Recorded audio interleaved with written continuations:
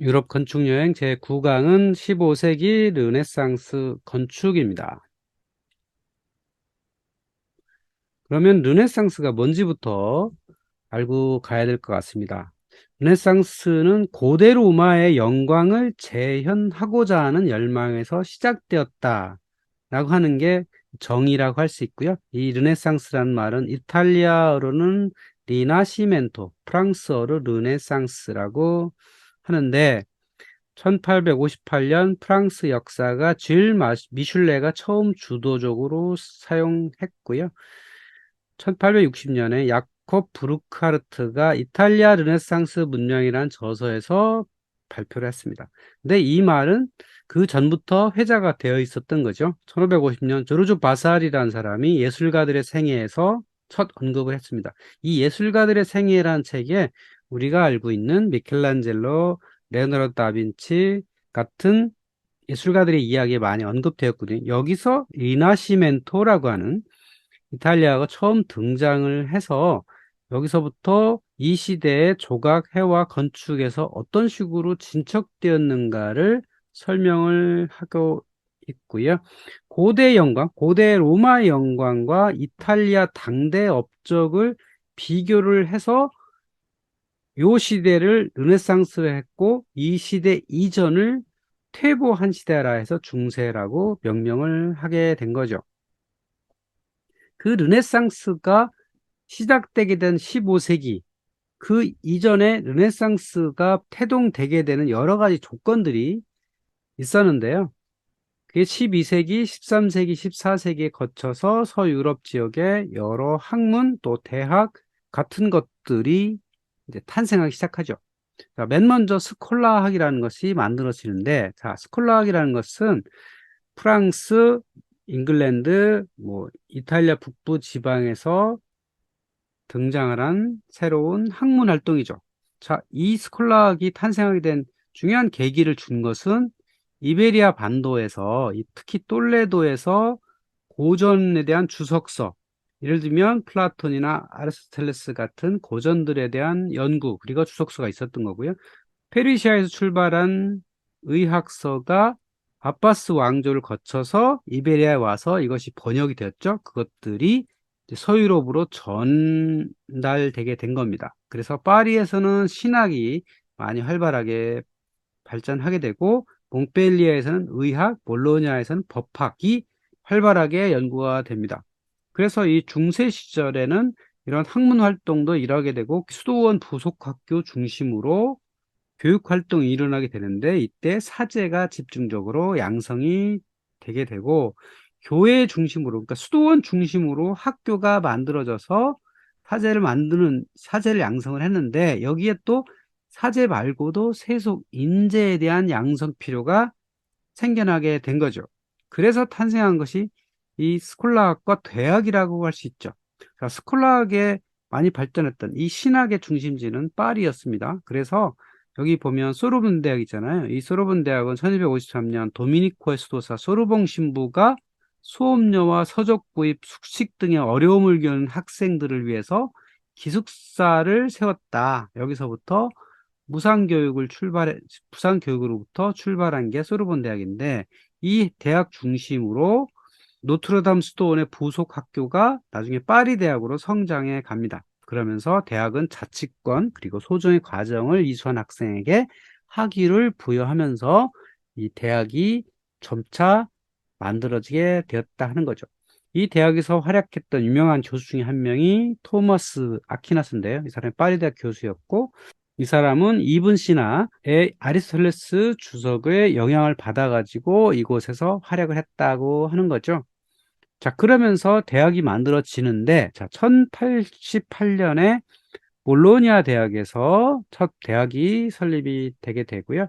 대학은 상하탑이 아닌 시장의 길드 조직의 하나였어요. 자, 길드라는 것은 이익단체라고 할 수 있죠. 같은 업종, 같은 사업을 하는 사람들이 뭉쳐서 자신들의 이익을 위해서 만든 단체인데, 자, 이 길드처럼 학생들이 필요에 의해서 길드를 만들고 돈을 주고 선생을 모셔오는 형태가 바로 지식을 가르치고 배우는 고등교육기관의 독점 용어가 되었다는 거죠. 우베르시타스라는 독점 용어가 생겨서 대학이라는 것이 만들어졌다. 자, 대학에서는 이런 걸 가르쳤다는 거죠. 자유학에 리베랄스라고 하는 삼학사과, 삼학은 언어와 관련된 문법, 수사학, 논리학이고 사학과는 수학, 기하, 천문학, 은화학인데 이 삼학사과는 로마 시대부터 내려온 전통이에요. 이걸 바탕으로 기초 대학 교육을 시키고 여기서 수료한 자들은 상위학부로 갈 수 있었다. 상위학부는 법학, 신학, 의학 같은 것들이 있었다는 거죠. 오늘날에도 신학과 법학, 의학은 대학원 과정이잖아요. 그러니까 상위학부가 있었고 세븐 리버럴스라고 하는 7개 과목을 가르치는 것은 초기 대학 교육이었다. 여기서부터 학문 전통이 만들어지기 시작했다고 하는 거고요. 이 우베르니타스라고 하는 대학 기관에서 이제 교수들이 활동을 하고 학생들이 수업을 듣는데 여기서 이제 신학 이론도 등장을 하게 되더라. 자, 플라톤의 사상은 물론 고대로부터 연구되어 왔죠. 하지만 새로운 아니면 히라보에서 직접 번역된 히라보에서 라틴어로 직접 번역된 문헌이 도착을 함으로써 새롭게 플라톤 사상이 더 연구가 되게 되는 거고 또 새로 도착했던 아리스토텔레스의 개념으로부터 움직이지 않으면서 움직이는 자라고 하는 부동의 원동자 개념이 새로 등장을 하게 됩니다. 이 토마스 아퀴나스가 이 부동의 원동자의 개념을 신으로 해석해가지고 새로운 신학 이론을 만들어냅니다. 사제를 중심으로 새로운 사주를 연구하고 이론화하는 과정에서 많은 깨달음이 있었다는 거죠. 5세기부터 10세기까지는 이 중세라고 하는 정말 어둠의 시대, 새로운 학문들이 전혀 나오지 않았던 시대였는데, 자, 십자군 전쟁이 끝난 이후 12세기, 13세기부터 이 서유럽이 좀 더 부유해지고 하면서 새로운 학문들이 등장을 하고 신학이 좀 더 활발하게 연구되고 스콜라학이 발전하고 하면서 사람들의 생각이 깨게 되고 지식인들이 좀 더 활발하게 활동을 하면서부터 르네상스라는 것들이 이제 등장을 하기 시작하죠. 자, 여기에 동방으로부터 직접 온 문헌들도 영향을 줍니다. 그러니까 아랍 제국으로부터 이베리아 반도에 와서 거기서 아랍어가 라틴어로 번역된 이런 고전 문헌도 도착을 했지만 히랍 제국에 있었던 문헌들이 바로 와서 새로운 충격을 주게 됩니다.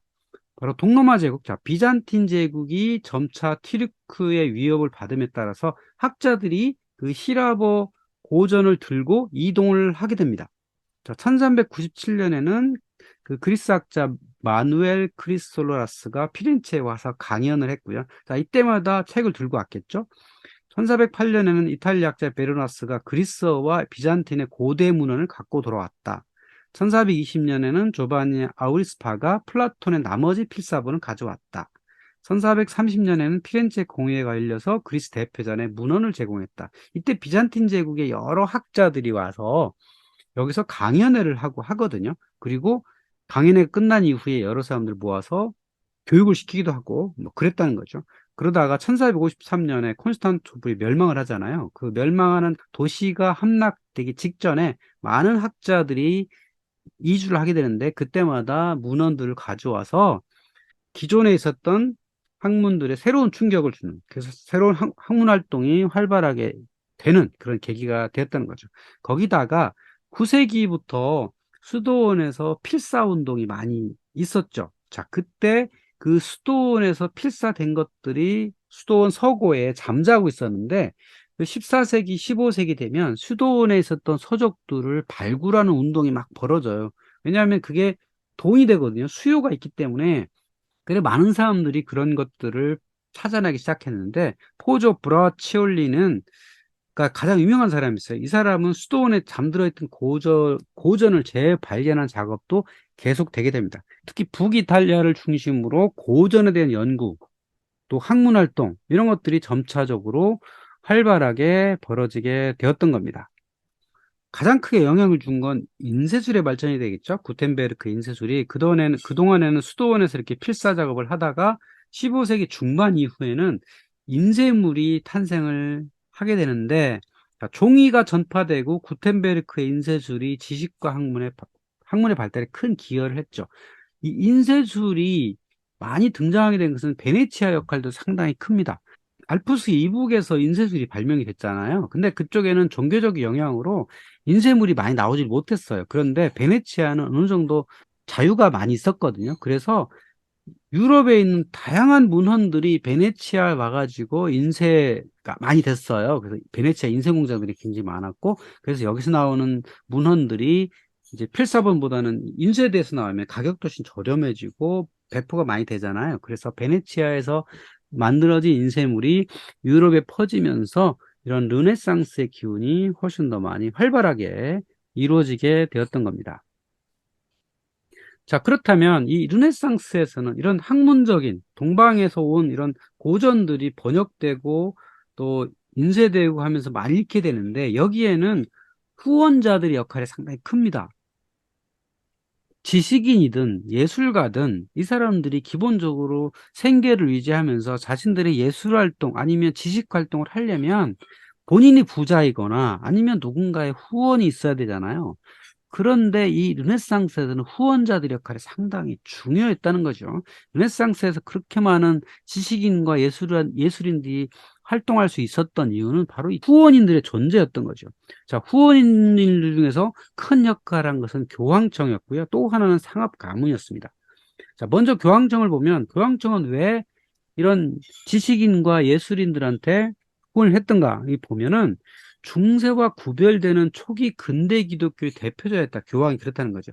자, 이 15세기쯤 되면 알프스 이북에 있었던 프랑스나 아니면 이베리아 반도, 에스파냐 같은 이런 세속 권력과 교황이 대립 관계를 가져가요. 그러다 보니까 교황이 자신이 근대 기독교의 대표자다는 것을 강조하기 위해서 프랑스와 독일 중심의 중세 기독교와는 뭔가 하고자 하는 의지가 있었죠. 자, 그래서 예수를 더 많이 후원했던 경향이 있었던 거고요. 자, 상업 가문은 그럼 왜 후원을 하게 되었는가? 자, 그들은 스스로 고전 전통의 계승자로 자리매김하고 싶었어요. 그러니까 스스로를 돈만 버는 이런 특히 고리대금업자, 은행업자 이런 업자로 있기보다는 스스로가 고전을 전통을 계승하고 사회 문화를 이끄는 사람으로 사람들한테 시민들한테 알리고 싶었던 거죠. 그래서 고대 제국의 상징성을 이용해서 권력 기반을 잡으려는 의도가 상당히 있었다는 거죠. 물론 종교적인 목적도 꽤 있었고요.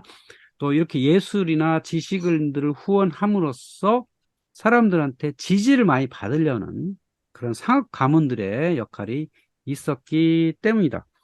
자, 그렇게 되려면 당연히 북이탈리아 지역의 경제가 발전했기 때문에 부가 증대되었잖아요. 그러니까 상업 가문들이 돈을 많이 번 사람들이 많이 등장을 했고 이 사람들 중심으로 르네상스의 투자가 가능했다는 겁니다. 자, 그러면 르네상스와 고전의 관계는 어떤가 한번 보죠. 자, 고전이 부활됐다는 거죠. 르네상스란 말이 고대 부활이거든요. 그러니까 고대에 있었던 여러 학문들이 부활했다는 겁니다. 그리스 로마 고전이 재발견되고 확대되고 헬레니즘 사상이 연구가 확중되었다는 거죠. 그리고 고전 사상, 아리스토텔레스, 플라톤 또 로마 제국에 있었던 뭐 베르길루스 같은 사람들의 고전 사상들이 발굴이 많이 되고 또 중세를 거쳐서 스콜라 철학에서 새롭게 발굴한 기독교 사상이 동등한 수준으로 연구 활동이 이루어지게 되었다는 거죠. 그래서 고전이 부활됐다. 고전은 당연히 기독교 고전도 당연히 포함되겠죠. 동등한 수준으로 부활됐다. 또한 로마 유적의 의미를 부여했다는 거죠. 자, 이탈리아 전역에 로마 유적이 산재해 있었는데 물론 상당수가 파괴되었겠죠. 이것들이 이제 발굴이 되게 됩니다. 폼페이도 발굴이 되고 로마 시내에 있던 유적도 발굴이 되면서 이 지중해권의 고전주의가 부활이 되게 됩니다. 고대에 있었던 그 로마 제국이 화려했다는 것을 새롭게 자각을 하면서 그것을 부활을 하려고 하는 노력들이 있었던 거고 고대 로마인의 시민 정신 그리고 실용주의가 부활이 되었다는 거죠. 그래서 호메로스나 플라톤, 아리스토텔레스, 메르기올리스 같은 고전 연구가 중세보다 더 집중해서 진행이 되었다고 하는 거죠.